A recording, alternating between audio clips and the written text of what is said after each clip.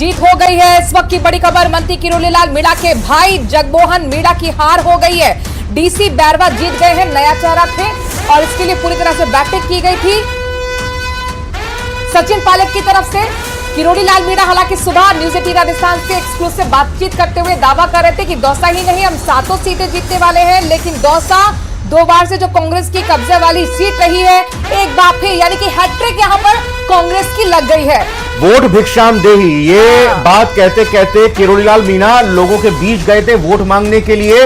और साथ ही साथ ये क्या माना जाए कि किरोड़ीलाल मीणा की इस अर्जी को खारिज कर दिया है, उनकी इस मांग को, इनकी इस अंदाज को नकार दिया है। लेकिन बड़ी बात यही, जगमोहन मीणा पहले लगातार इंतजार कर रहे थे। किरोड़ीलाल मीणा को लेकर कहा यह भी जा रहा था कि लोकसभा चुनाव में वो चाह रहे थे कि दौसा लोकसभा सीट से उनके भाई को टिकट मिले, तब टिकट नहीं मिला, नाराज हो गए, ऐसी बात सामने आई। और उसके बाद इस्तीफा भी किरोड़ीलाल मीणा ने दे दिया था, लेकिन उनका इस्तीफा एक्सेप्ट नहीं हुआ था। अब जगमोहन मीणा उनके भाई चूंकि हार गए, पूरी तरह से 7 सीटों पर जब चुनाव थे तो सिर्फ और सिर्फ एक सीट पर यहां फोकस किरोड़ीलाल मीणा की तरफ से किया गया था, पूरी ताकत उनकी तरफ से झोंक दी गई थी। लेकिन अब वो अपने भाई को नहीं जिता पाए हैं, जगमोहन मीणा नहीं जीत पाए, बीजेपी हार गई है, तो इसका ठीकरा किस पर फूटेगा। लेकिन बड़ी बात, बड़ी खबर यही है इन चुनावों की। और लोकसभा चुनाव में भी जब सीट पर हारे थे, इस सीट पर तो कुल मिलाकर यहां पर खबर यही आई थी कि आशीष शर्मा जुड़ चुके हैं दौसा संवाददाता। आशीष बताइए,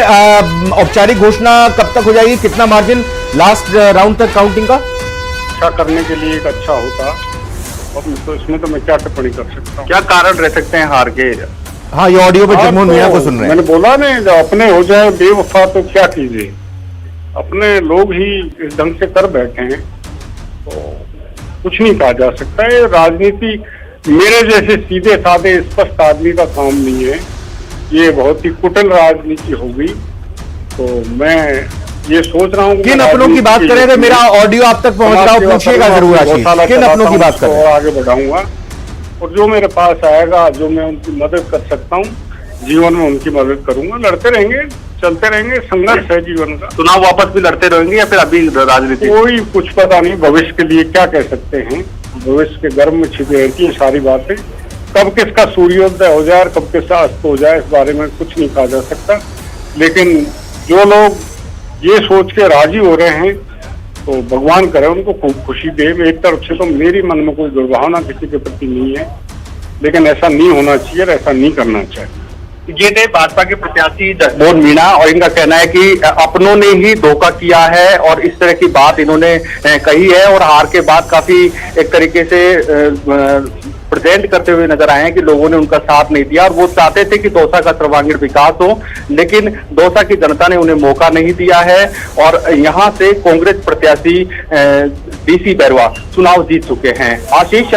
जी हाँ, तो आशीष शर्मा यहाँ जगमोहन मीणा से ऑडियो सुनाते हुए आपको पहली रिएक्शन सबसे पहले न्यूज 18 राजस्थान पर ही आपने देखी कि किस तरह से यहाँ जगमोहन मीणा चुनाव हारने के बाद अपनों को ही कोसते हुए, अपनों पर ही ठीकरा फोड़ते हुए, अगर मेरे साथ मेहमान हैं तो मैं कैलाश वर्मा जी, बीजेपी से विधायक हैं। कैलाश वर्मा जी, आप हैं हमारे साथ?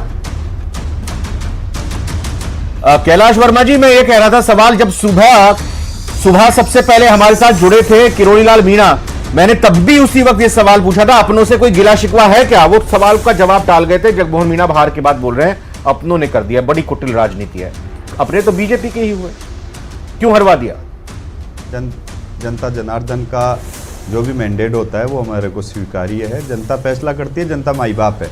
और शुरू से ही जिस सीट के ऊपर नेट टू नेट चल रहा था, लास्ट के अंदर जो जनता ने फैसला किया, जगमोहन मीणा जी का यह आरोप कि अपनों ने ही ये सा काम किया है, कभी सूर्य उदय होता है, कभी सूर्य अस्त होता है, साफ तौर पर उनका इशारा इसी बात का है कि अंदरूनी गुटबाजी कलह कुछ ऐसी रही कि जगमोहन मीणा के साथ साथ किरोड़ीलाल मीणा भी हार गए।